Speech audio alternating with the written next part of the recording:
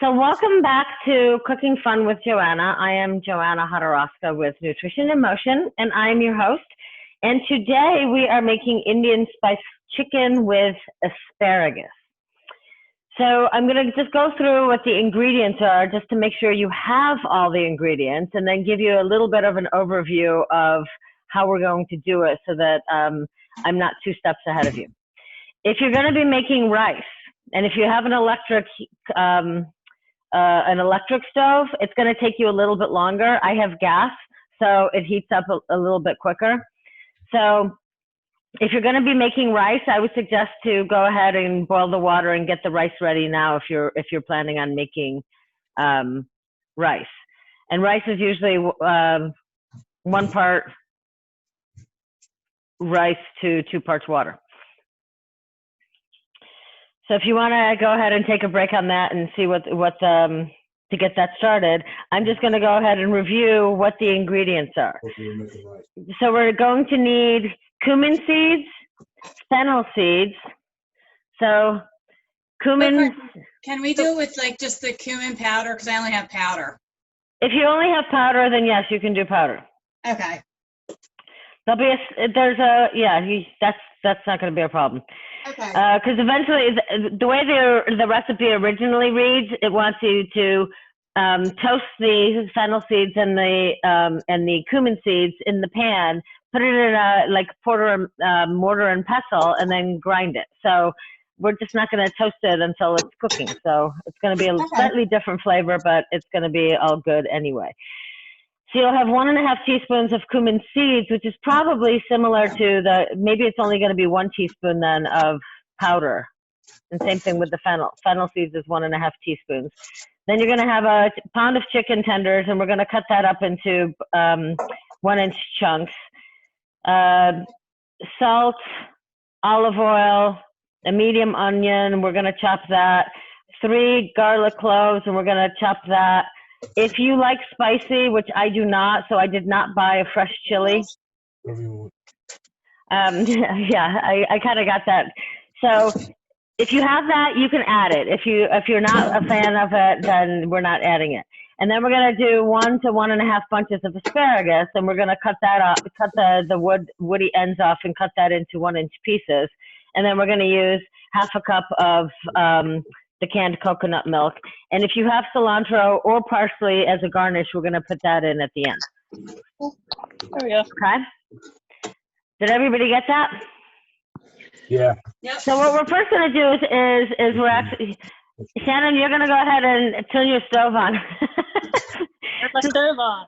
Yeah, turn the stove on and start heating up that pan because you got the electric heat. If you're planning on making rice, go ahead and do that now. Because it's going to cook while you're making everything else. If you're not planning on making rice, then just follow along. And to kind of keep things if you can put your screen on mute, and then just unmute when you have a question. That will probably be the easiest thing. So what we're first going to do is we're going to take a teaspoon of the cumin seeds and the teaspoon of the fennel seeds, and we're just going to put them in a bowl. Because what we're going to do is we're going to cut the chicken into cubes and put it in with the fennel seeds and the cumin. So just go ahead and take a bowl that you're going to put the chicken into and put the cumin and the fennel seeds in there. If you have powder, you're going to just use a teaspoon of each in that bowl. You can also put the salt in there, which you're going to put in ½ teaspoon of salt. And I'm just going to use my hand as the reference point because it's close enough. I can always add more salt later. Isn't that always the truth? So you may want to have 2 cutting boards, because once you use the once you cut the chicken, you're going to want to put that aside and then cut the onions and the garlic and the ginger on a different cutting board. Or you'll just have to wash it in between. So I'm going to pull out a different cutting board for the chicken so that I can have the other one for everything else. So I'm going to, I think you can see my cutting board now, right? Yay! So I have my small bowl with the cumin seeds and the, what do you call it? The cumin seeds and the fennel seeds and the salt, and I'm just kind of gonna just mix it up a little bit. But what we're gonna do first is we're going to cut our chicken breasts. And if you're only for one person, you might only need one chicken breast. If you're cooking for two, then you might need two. If you have whopping humongous chicken breasts like mine, I think I'm just gonna do one. Otherwise, it's gonna be like, I'll be eating the same thing for 6 days. So we're gonna take a big butcher knife and make sure that it's sharp, and we're going to cut it into 1-inch strips.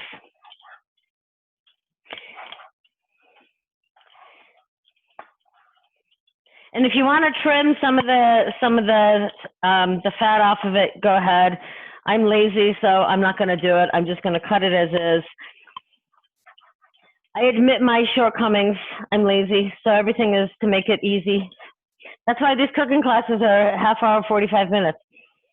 And then you're going to take 1 or 2 slices and then cut these into cubes. Cut the chicken, turn the chicken on the side, and cut it into these 1-inch cubes. Can you see how big they are? So that's what we're going to start with, and we're going to put that into that bowl with the cumin and the fennel seeds.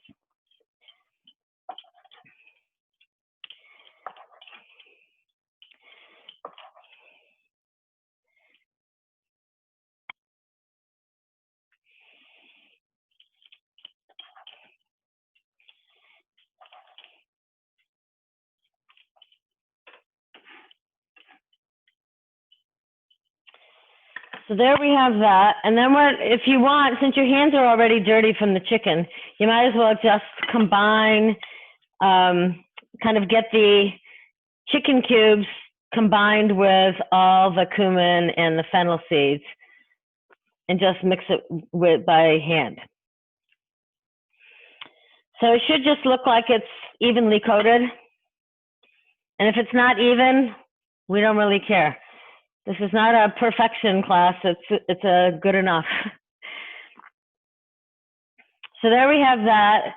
We're gonna put that aside. Now I'm gonna go ahead and wash my knife because this is the same knife I'm gonna use for cutting my, dicing all my onions. So if you need a break to wash a knife, go ahead and take that now. Because I don't know if everybody has, 2 or 3 sets of knives that they can use for cooking. I have my favorite one, and it's the big butcher knife. So I'm going to use that for my chopping as well. So what we're going to do now is we're going to heat up the pan, if you have gas heat. And if you can see, I've got a big pan, and I'm going to, that's too big of a flame. I'm going to just put it on this medium-low flame just to heat up the pan. And now we're going to get to some of the other fun stuff, like cutting the onion. So we're going to take the onion, try to peel off a layer of the skin. We're going to cut it in half.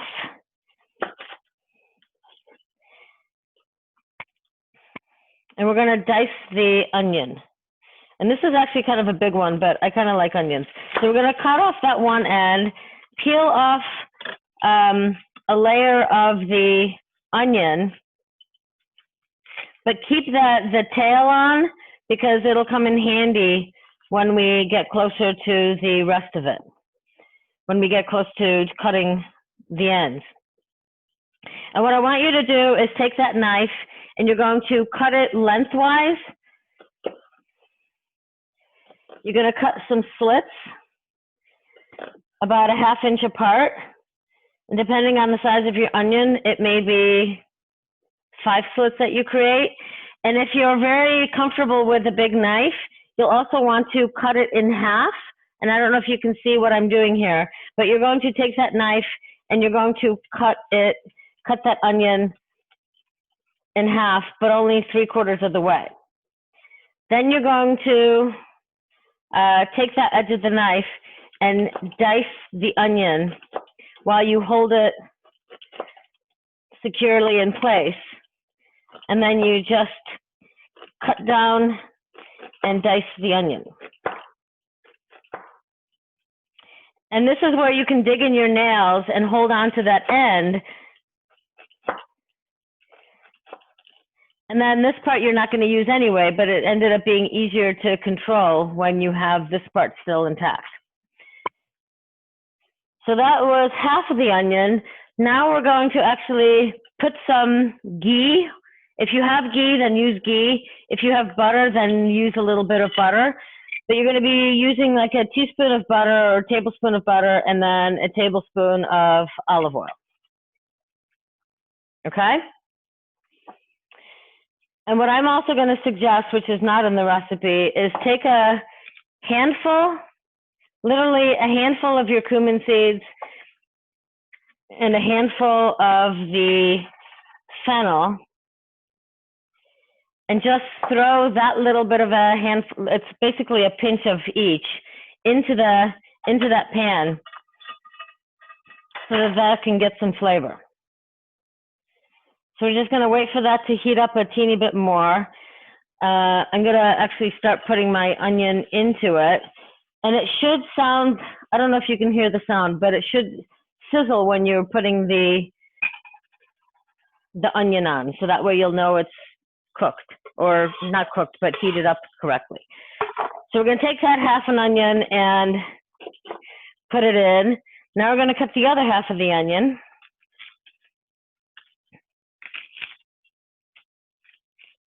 And do the same thing. Cut the slits.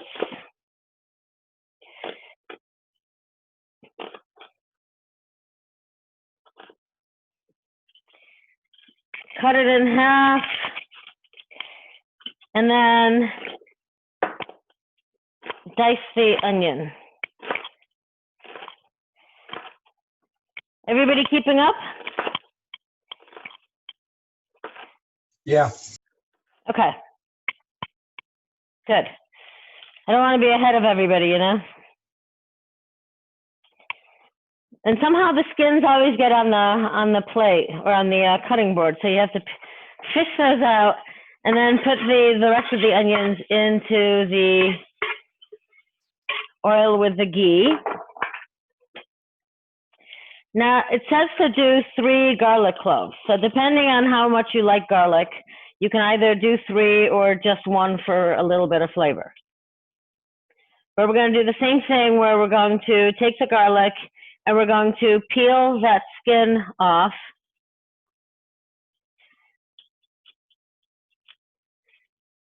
There's got to be an easier way of doing this, and I've heard you can smash it with the knife, but I haven't quite perfected that technique, so I'm just going to continue fighting with it and peeling it off.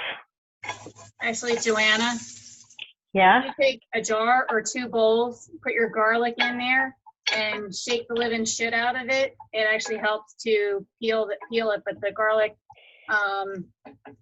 you like divide up the garlic bulb and then just put it in a bowl or 2 bowls together or a jar and just shake it, and it helps at least loosen the paper up, and then it's easier to peel. Okay. I will keep that in mind. But, you know, the fresher the garlic, the harder it is to peel. So this one, again, we're going to just dice the garlic, make those slits in it, and then chop it up into small cubes. And then when you get to the slices and you want them smaller, using the big knife, you can actually just kind of cut into it using the knife up and down. And you have the one side planted while you just maneuver the other top side. So you end up chopping those pieces, the larger pieces into smaller pieces without having to remove the knife from the board. So we're going to take that garlic and throw that in here. Again, if you want more garlic, go ahead and put that in. I think I'm just going to stick with one for now. And I might chop up another one just to add it for later. And then we're also going to chop the ginger.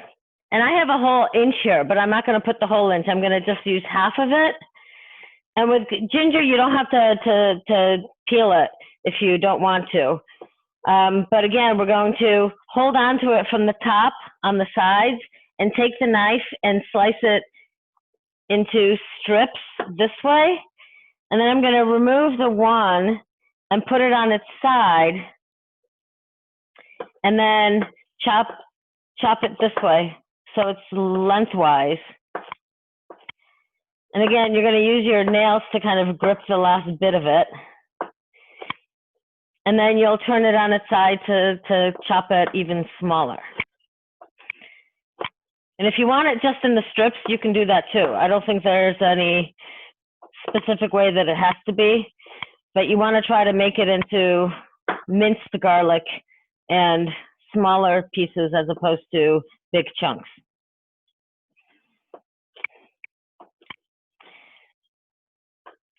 Then you're going to take that last little piece and do the same thing. So that's my pile of ginger, and I'm going to throw that in with the rest of it.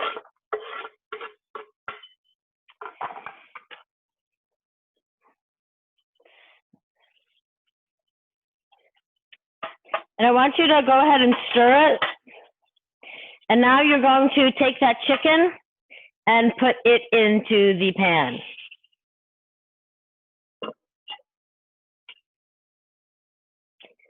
And make sure it covers, and I'm going to move you over.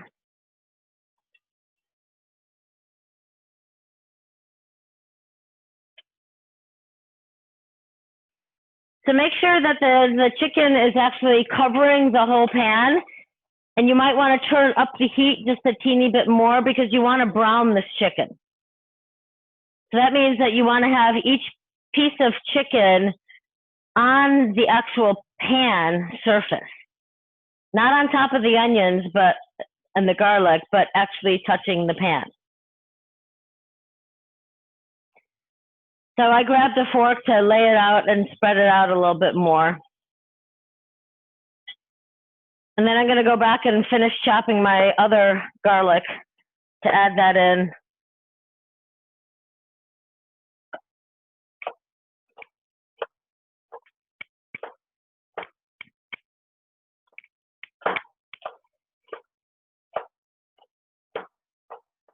And it's going to be probably two to 5 minutes on each side to get it to be browned. And if you see, I increased my flame a little bit to make it medium flame so that I can get more of that browning effect. And we're just going to let that sit there for, like I said, 2 to 5 minutes on each side.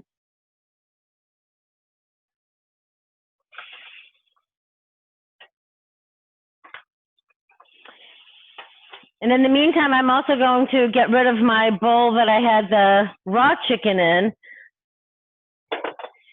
and grab another one so that when this is cooked, we can take it out and I can put that aside so that then we can cook the asparagus. So while that's actually browning, a good idea is to now start working on the asparagus. So I took just a handful of asparagus just to kind of give you a demonstration of a way that I learned to get rid of the woody ends. You can just bend it and snap the end off. And so that way the woody part will always break off and you won't, and if it's woody, it basically is hard to chew. So I'm going to compost the ends. And then I'm going to grab another handful and do the same thing. So you're just going to break off the ends of the asparagus. And then we're going to cut them into 1-inch pieces. Wow, I have a lot of asparagus. I'm just going to make all of it. That means I can have leftovers for lunch tomorrow.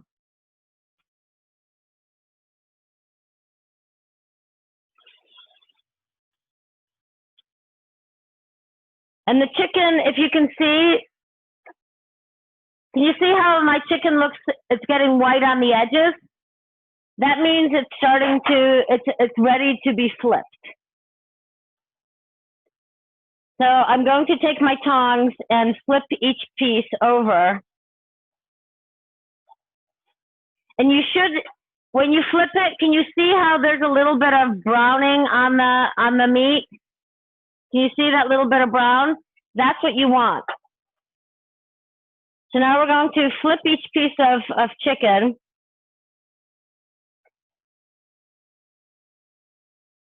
And for me, I'm still holding on to the rest of the asparagus, so this will take a little time to flip.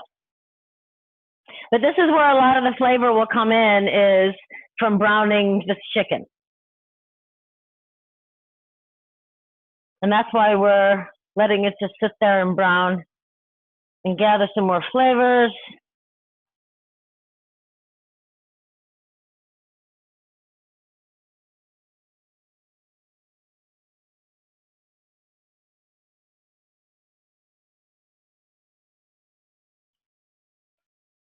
Last piece of chicken flipped.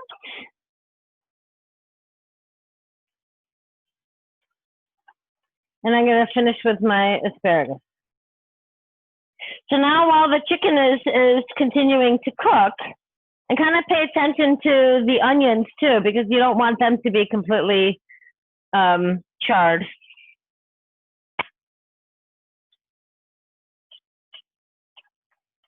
So you might want to give them a little bit of a stir in some cases, in some places, just to make sure that they're not completely browning.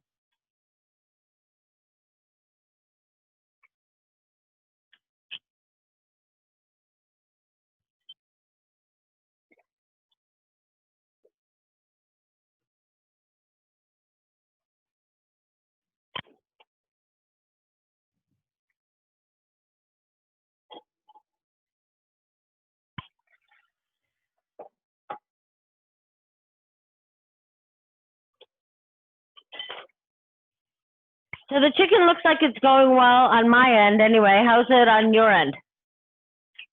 It should be looking, it should be looking nice and brown on the one side. Yes, it is. Okay. So we're going to leave that for another minute before we take it out. And what I'm going to do now is, well, I don't know if you can see it. I think I'm going to have to move back over here. So what I'm going to do now is cut the asparagus into 1-inch strips. And again, it's approximate. If you want them smaller, you can make them smaller. If you want them bigger, that's fine too. And the challenge is they're going to roll off. I might have 1 or 2 pieces on the floor,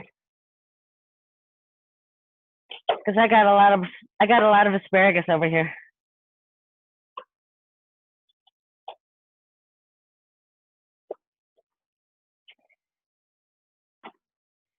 And that's what the asparagus should look like, all chopped up.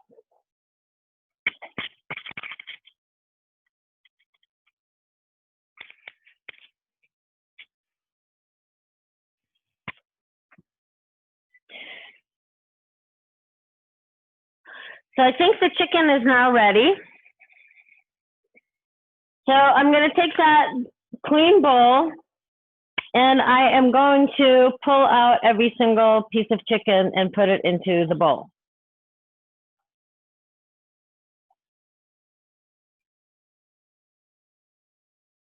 And I don't know about where you are, but it smells really, really good over here.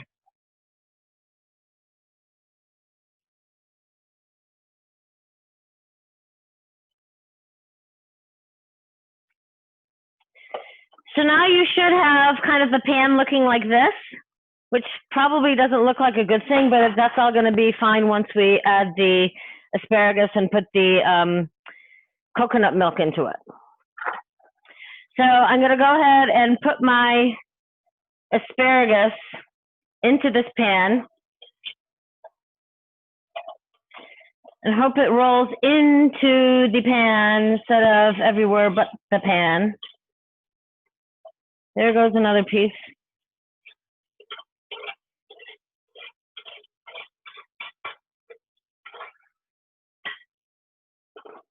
The joys of cooking. Sometimes it works exactly as you want, and other times not so much.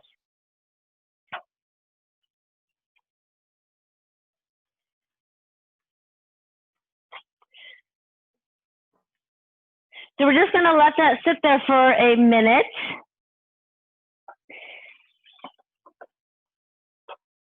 We're going to go ahead and open up your can of coconut milk. And the recipe calls for half a cup.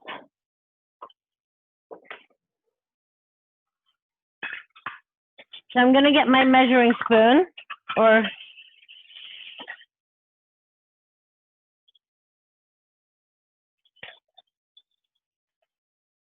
it's going to be very thick. And this is where you're just going to pour all of that onto your asparagus. And then mix it all together. And I probably should be mixing it together with a spoon rather than a fork.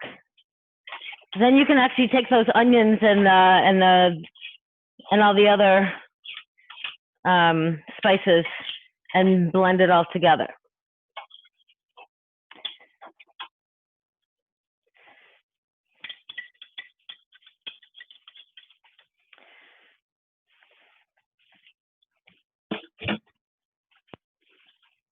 So what we're going to do now is take a lid, if you have one, and cover it.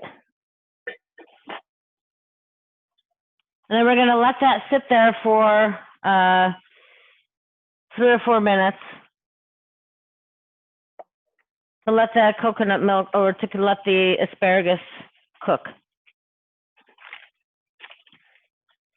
If you have your parsley or your cilantro, this is a time where you can actually chop it up because it's going to be a garnish. So you don't need as much as I have here. You just need a tablespoon or 2. And the nice thing is, even though the parsley and the cilantro are both garnishes, they're actually anti-inflammatory. So you can never actually have too little.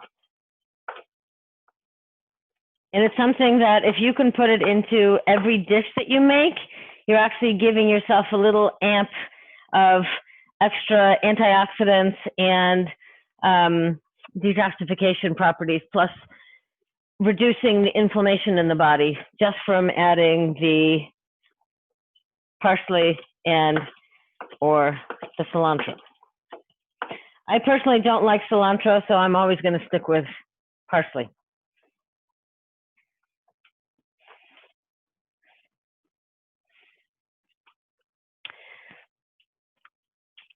And how's everybody doing? I'm getting thumbs up. Anybody want to say something? I'm getting there. Chicken's almost done. All right, cool. You getting it nicely browned? Yes. All right. It's finally getting there. Yeah.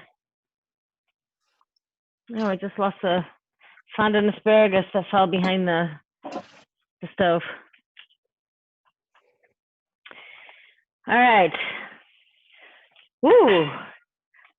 This is what the asparagus looks like now. It should be nice and bright green. And then we put the chicken back in.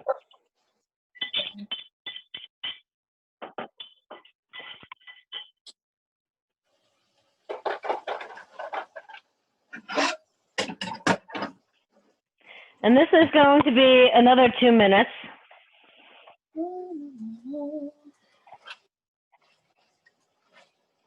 And if you want some of the liquid to evaporate, you can take the lid off. If you want to retain the liquid, then you can cover it again. I don't think there's a right or wrong. It's just a matter of choice. I think I'm going to leave it uncovered for a minute and then cover it for a minute. And if you're making rice, that rice should be almost done too.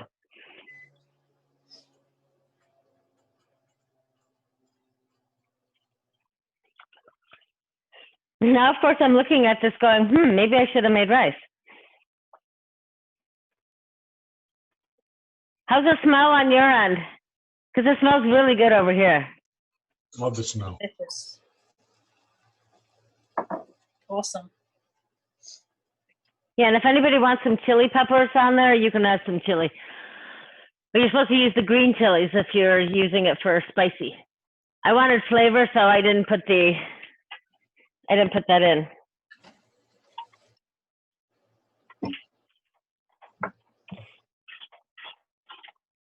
I think I'm going to leave mine uncovered to let some of this liquid actually disappear and get it a little bit thicker.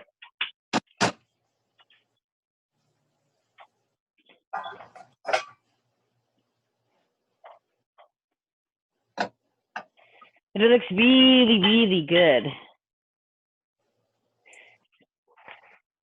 Maybe I'm biased.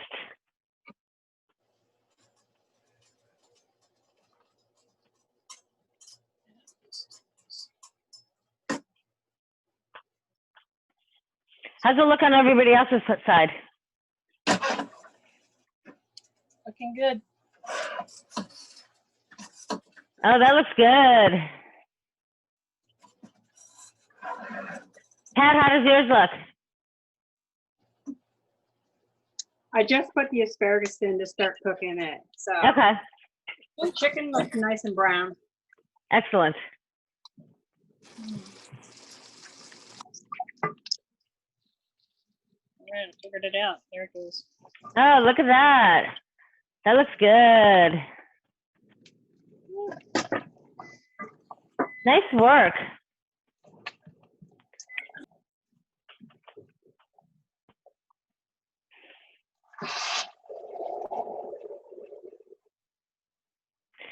So if I took it out of the pan right now, I think it would be too hot. But this is what mine looks like. If that gives you an idea, this is what mine looks like. Whoops, my screen is. Why does my computer do that? It likes to. There you go. That's what my chicken looks like. Yeah, and I think I have a little too much liquid in mine, but that's okay. You know what? Turn up the heat a little bit, and just leave it in there for an extra minute or two, and Yeah, just let it kind of simmer down. Because I think I put more than I should have. That's okay. Just let it kind of simmer a little bit longer with the lid off, and some of it will actually go away. If you want to thicken it, you can also just add some cornstarch to it, but I think you'll be fine if you just let it kind of. If I let it sit here and simmer, it'll be fine. Yeah. And then the last step is to put the parsley on top. So that's what I'm doing now, is putting the parsley on top. And I did actually decide to chop up that whole bunch of parsley that I had. So I've got like 2 tablespoons of parsley that's going on top of mine. So much for just a little bit for a garnish. It's a little bit for extra anti-inflammatory properties. So this is what mine looks like. And now I'm going to, since I'm impatient, and I don't know if you can see, can you see the liquid on the edge? So mine does have liquid in there. Yeah. It's not completely dry, and you're not trying to get it dry. But that's why, typically, a lot of times why in Indian restaurants they serve the rice is because you can put the sauce over the rice, and it kind of soaks up the extra juices. So I don't know about you, but I'm hungry. So I am going to go ahead and serve myself so that I can be eating like you guys.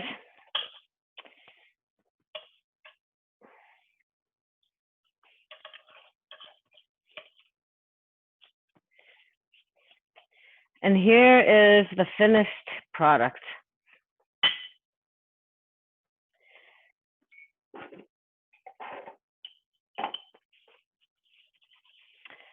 So probably need to wipe off the sides. If I were in a restaurant, I would have to wipe off the sides just to make it look a little bit more appealing. But here is the finished dish. Mine is steaming like crazy, so I'm thinking it's a little bit too hot to eat right now. I've got to let it cool off a bit. So how is everybody doing on their end?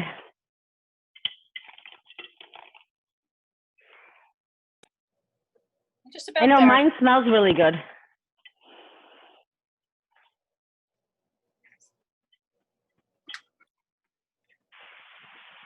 And I'm blowing on mine too because it's still hot. It's very good. Mine actually needs a little bit more salt.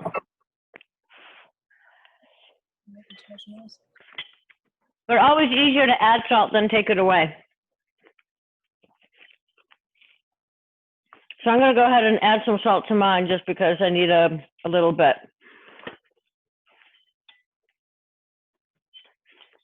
But now I'm going to try a piece of chicken and see how that is with all the cumin and fennel. It's still like steaming like crazy. Last thing I need is to burn my mouth, right? Then we won't be able to eat for 3 days. Maybe that's a tactic to keep weight down, right? Eat really hot food, burn your tongue, then you can't eat. No, I don't suggest that for anybody. You know, it's all about healthy eating and healthy ways of eating. So I'm just going to wait a little bit more and allow this to cool off so that I don't burn my tongue and I can actually enjoy every single flavor. And one of the things I've been working with clients too is taking the time to actually chew the food into a puree. So that's the goal. For better digestion, we want to use our teeth to actually puree the food completely so that it digests better and we can absorb all the nutrients easier. And it's less of a challenge on the digestive system because the body was not designed to digest chunks. It was designed to break down pureed food, just like when we were a baby. So that's what our teeth are for, and I'm going to demonstrate what chewing looks like. No, I'm not, but I'm going to chew this first bite with chicken and the asparagus together. Well, you know, it's funny that you said that because my aunt got her, when they made her dentures, they didn't give her incisor teeth. What? Her teeth are all flat. Her dentures are all flat. She doesn't have any incisors. So she can't take a bite. So she has to cut her food into smaller pieces so she can chew on the so side. she has a hard time, and then, so she has a hard time, chewing, so everything has to be diced up real tiny. Right. It doesn't make any sense, I guess it all depends on what kind of professional you go to, you know. They weren't thinking of the practical side. They just wanted you to chew. They assumed that you would just cut everything into smaller pieces. I guess that means she can't eat an apple anymore. Unless it's cut up into pieces. Yeah, and even like vegetables, she has a hard time with vegetables because she doesn't have any like teeth to like shred anything. Right. Yeah, it's weird. Crazy. So they just gave her molars and that's it? Yeah, pretty much everything's just her whole bridge is like straight flat across. Wow. It's a new way of chewing. So Anybody else ready to eat, or am I the only one? Shannon's almost ready. Got this. Got this. Got this. Woohoo! That looks awesome. Good. That looks really good. The asparagus is really good. I tried that already. Okay. Yeah, very good. Awesome. Oh, I had next week's recipe, or in 2 weeks, and it's braised leeks with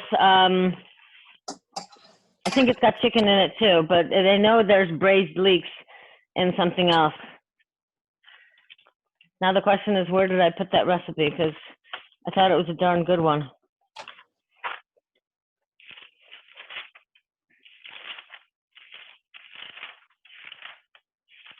Well, that's all dessert recipes.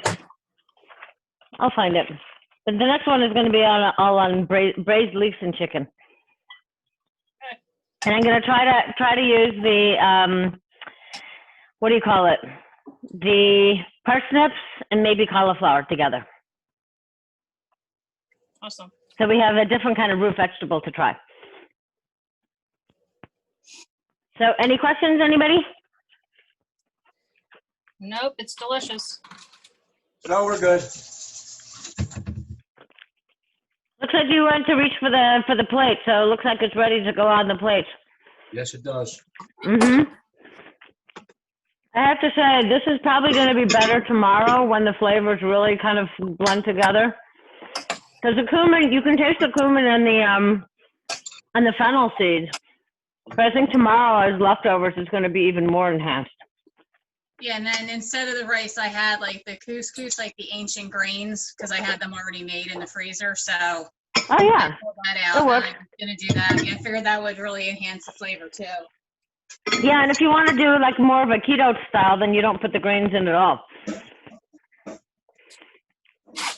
And I find that a lot of times that's how I eat during the week, is I don't put any, unless I'm doing some big workout in the next morning, I do minimal grains, or I'll do maybe some potatoes.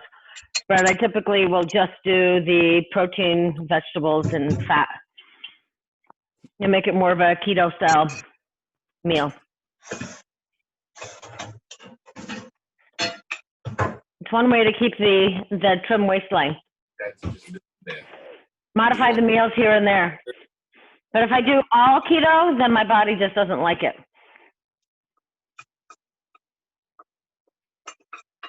Pat, how's yours turning out?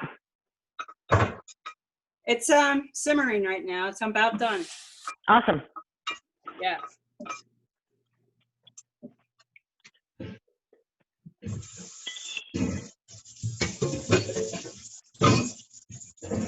This is really good. I keep trying it. There you go. There's mine. Oh, that looks really good too. But that's on the bed of greens? No, that's actually. Yeah, it's on the bed of greens. Yeah. Without his is without the coconut milk, and then you could plate mine with the coconut milk. Okay.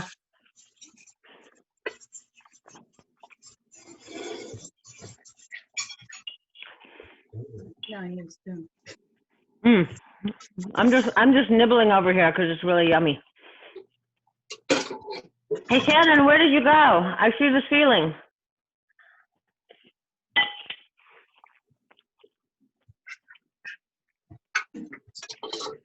I was plating multiple things. Okay. Because all I saw was the inside of your hood. Yeah, it's good stuff. Is it clean up there?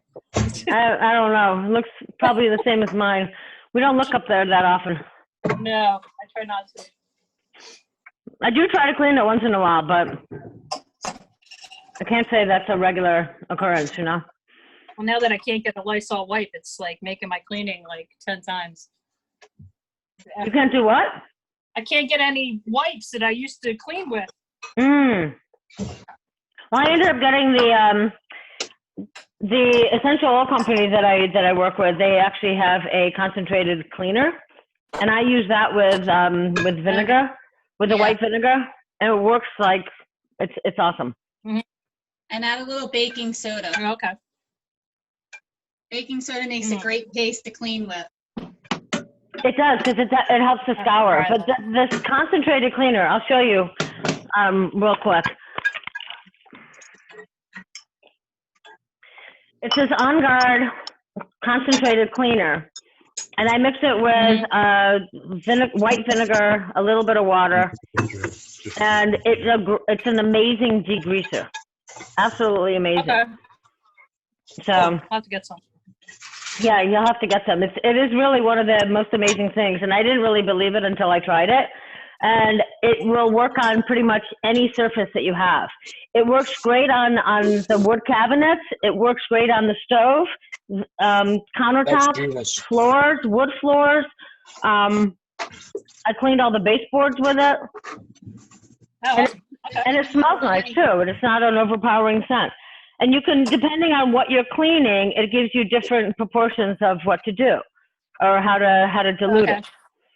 So I love those. All right. I love those concentrated things. yeah, but this stuff is really, it's pretty amazing. And I won't use anything else. And I just use the old Windex bottle and just keep refilling it. Yeah, Joanna, how much does it sell for the On Guard? The cleaner? Yeah, what is that? The cleaner is $20. Oh my God! And it'll last you it'll last you forever because you're using a capsule like in a Windex bottle. You do one capsule or two. Yeah, one capsule. Okay. Yeah. Because the other So it lasts a really long cleaner- time. I think it doesn't really say how many servings there are because it doesn't work that way. But Because I know use it directly if it's really greasy. Because I know that when I used to use like the one that I got in the store, I can't even remember the name of it, and that size bottle lasted me like 6 months or longer because you're not using that much of it. No, this bottle basically lasts me a whole year. Yeah. You know, so but I use it for the whole house. I use it for cleaning the floors. I clean this, that. I pretty much clean everything with it. I just haven't tried it on windows. But I've done it on the door handles, and it cleans off all the muck on the door handles and everything else. So, awesome. yeah, it's pretty amazing. So if you want some, let me know. We'll hook you up. I think. Yeah, definitely. I want some. This is a new bottle. I could sell you this one, but I have to get it to you. Well, when you place your next order, when you place your next order, let me know and I'll take one. Okay. And then Shannon, you want one too? Yeah, definitely. Yeah. So when we place another order for you, then we'll add that on there. But I have one right now if anybody wants to pick it up. But I will be ordering in a couple weeks, so that's easy enough too. Hopefully in the next few weeks we can, see each other in person. But I'm going to continue doing these online because I think they're fun. I think they're fun. Yeah. I'm enjoying it. Excellent.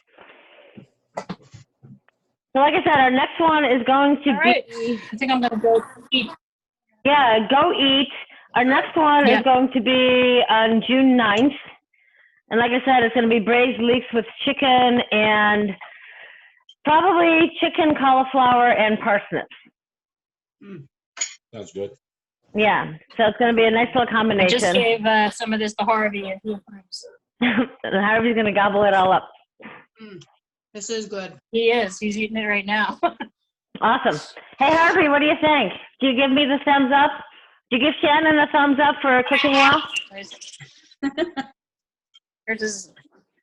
You got the approval?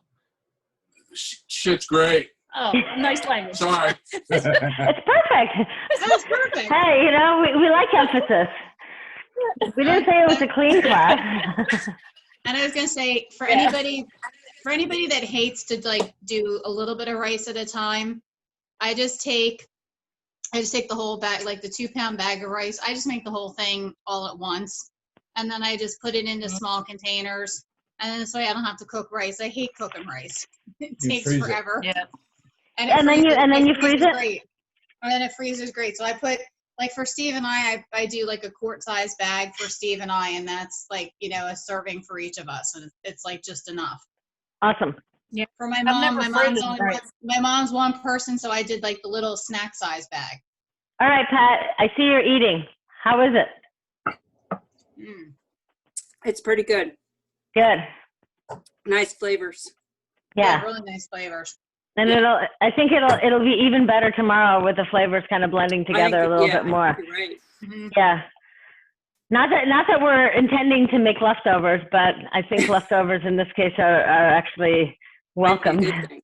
Yeah, Yep. exactly. Yeah. Okay, great. Well, enjoy your dinner. Thank you for joining me. I am Joanna Thank you. Hodorowska, Nutrition in Motion. If you want more information on cooking classes, nutrition, therapy, nutrition advice, whatever you want to call it, just contact me at www.nutritioninmotion.net. Have a great evening. Me too. Thanks. Thanks, Bye. you too.